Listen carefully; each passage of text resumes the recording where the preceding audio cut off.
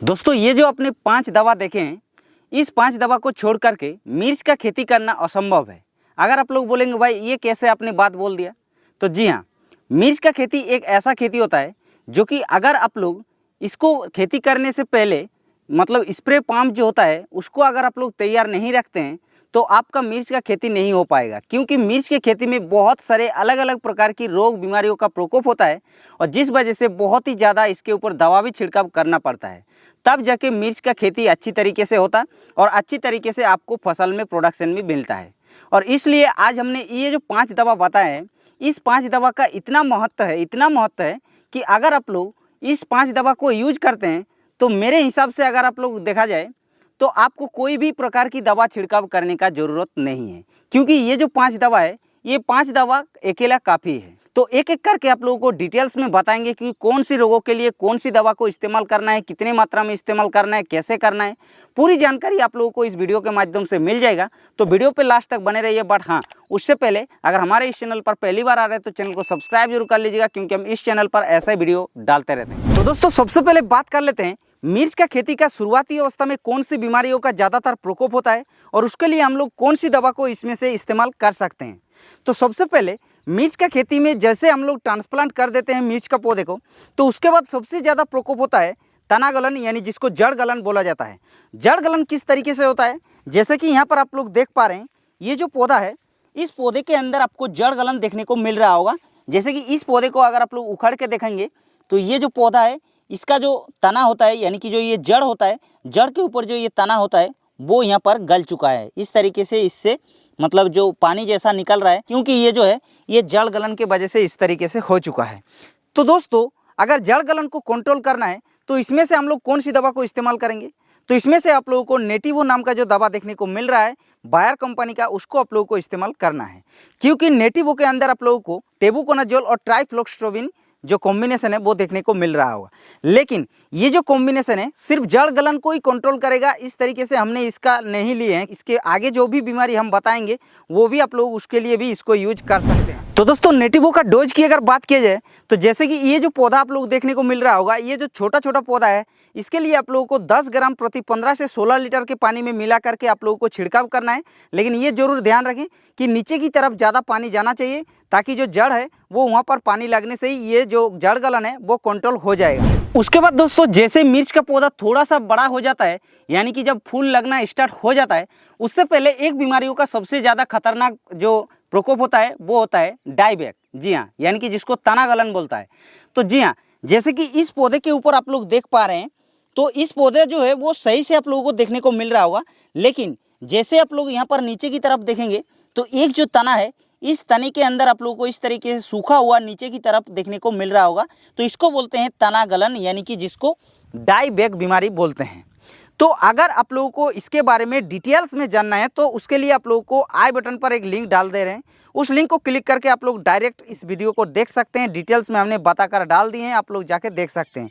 लेकिन डाईबैक बीमारियों को कंट्रोल करने के लिए ये जो 5 हमने दवा देखे हैं, इस 5 दवा में से हम लोग कौन सी दवा को यूज करेंगे, तो जी हाँ, इस 5 दवा में से आप लोगों को सिर्फ नेटिवो को इस्तेमाल करना है। और इसीलिए हमने नेटिवो को यहाँ पर रखे हैं, क्योंकि नेटिवो आप लोगों को सभी प्रकार की रोगों को कंट्रोल करता है, जो कि डाईबैक को भी ये बहुत ही शानदार तरीके से एक ही बार में ये कंट्रोल कर देता है। तो नेटिवो को अगर आप लोगों को यूज करना है तो इसके लिए आप लोगों को डोज जो है वो थोड़ा सा बढ़ा लेना चाहिए। डोज आप लोगों को 15 ग्राम 15 लीटर पानी में रखना है और अच्छी तरीके से स्टिकर मिला करके छिड़काव कर देना है। लेकिन ये जरूर ध्यान रखें कि डाईबैक बीमारी को जब भी आप लोग कंट्रोल करना जाएंगे तो आप लोगों को 7 से 8 दिन बाद फिर से एक बार रिपीट करना बहुत ही जरूरी है। अब दोस्तों जैसे मिर्च का पौधा थोड़ा सा और भी बड़ा हो जाता है तो उस समय आप लोगों को एक खतरनाक बीमारियों का प्रकोप होता है, जो कि सभी किसान भाई इसके ऊपर टेंशन में रहता है कि इसको हम लोग कैसे कंट्रोल कर सकते हैं। तो उसके लिए आप लोगों को टेंशन लेने का कोई ज़रूरत नहीं है। तो जी हाँ, हम बात कर रहे हैं थ्रिप्स के बारे में। तो थ्रिप्स के बारे में अगर थोड़ा सा बात किया जाए तो मिर्च के पौधे में थ्रिप्स का अटैक जब फ्लावरिंग स्टेज आ जाता है तो उस समय से आप लोगों को ज़्यादातर प्रकोप देखने को मिलता है। तो थ्रिप्स क्या करता है, पत्ते की निचली सतह पर रहता है और पत्ती का जो क्लोरोफिल होता है उसको चूसते रहता है, जिस वजह से पत्ते में जो फोटोसिंथेसिस है वो नहीं बना पाते हैं और धीरे धीरे पत्ता जो है वो पीला पड़ जाता है और पत्ता जो है ऊपर की तरफ इस तरीके से मुड़ जाता है। तो उसको कंट्रोल करने के लिए आप लोगों को दोस्तों कौन सी दवा को इसमें से 5 में से आप लोगों को प्रयोग करना है, तो इसमें से आप लोगों को दोस्तों केनिस्टर को प्रयोग करना है। क्योंकि केनिस्टर एक ऐसा दवा है जो कि इसके अंदर आप लोगों को डाइफेनथ्यूरॉन और हेक्साथियोजोक्स का कॉम्बिनेशन मिलता है। तो थ्रिप्स को ये आसानी से कंट्रोल कर देता है। और उसके अलावा और एक दवा जो हमने अभी देखा है सिमोडिस नाम का, सिमोडिस भी ये बहुत ही अच्छा एक न्यू कंपोजिशन का दवा है। आइसोसाइक्लोरसम इसके अंदर केमिकल कंपोजिशन मिलता है। तो थ्रिप्स के लिए इसको भी यूज कर सकते हैं।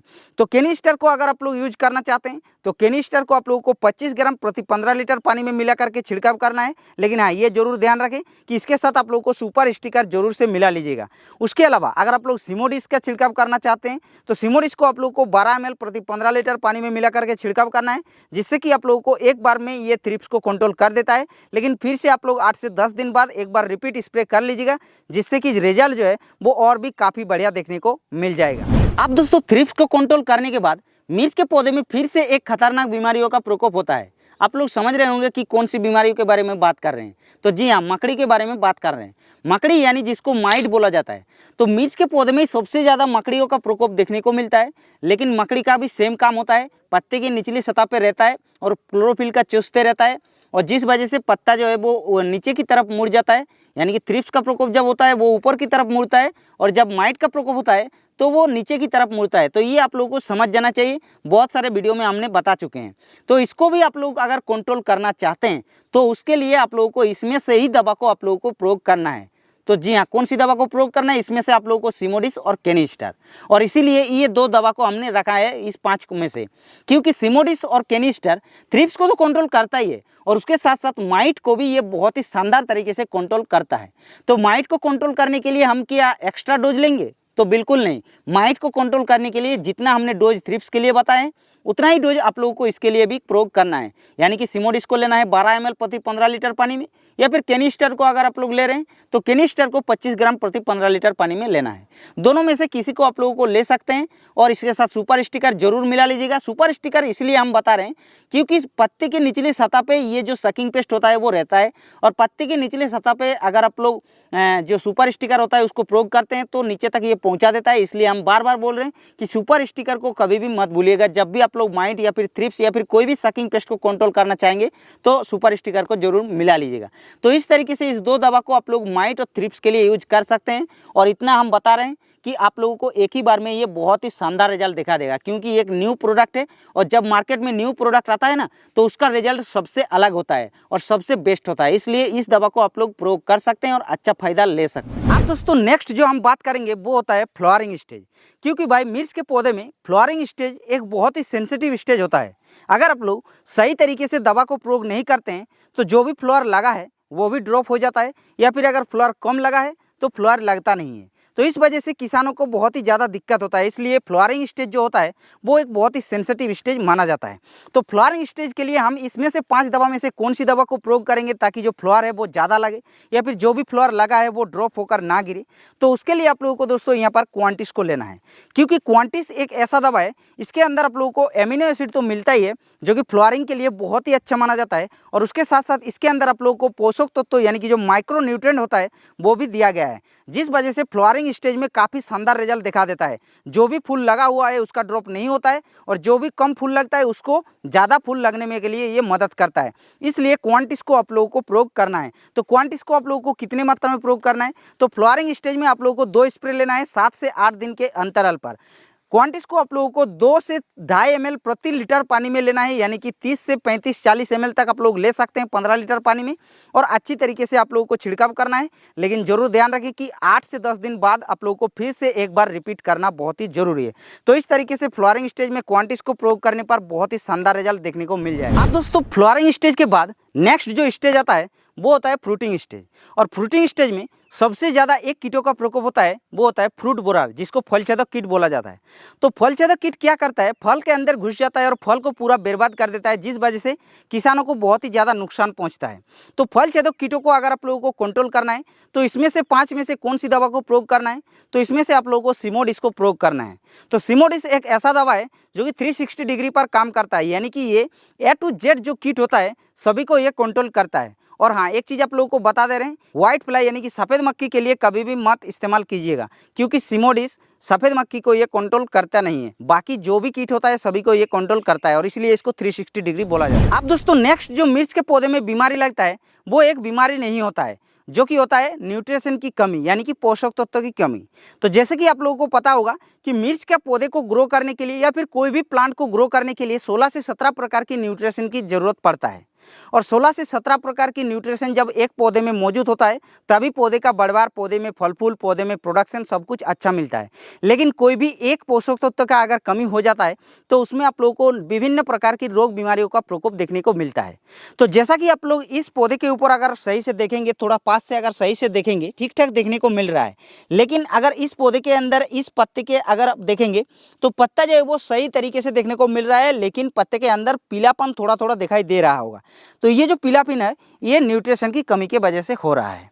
उसके बाद जैसे कि नेक्स्ट जो पौधा देखने को मिल रहा है, ये पौधा, इस पौधे को अगर ऊपर से दिखाएंगे तो सही पौधा देखने को मिल रहा है, कोई भी प्रकार की बीमारी नहीं है, लेकिन पीलापन देखने को मिल रहा है। जैसे कि इस पत्ते के अंदर, इस पत्ते के अंदर या फिर इस पत्ते के अंदर पीलापन देखने को मिल रहा है।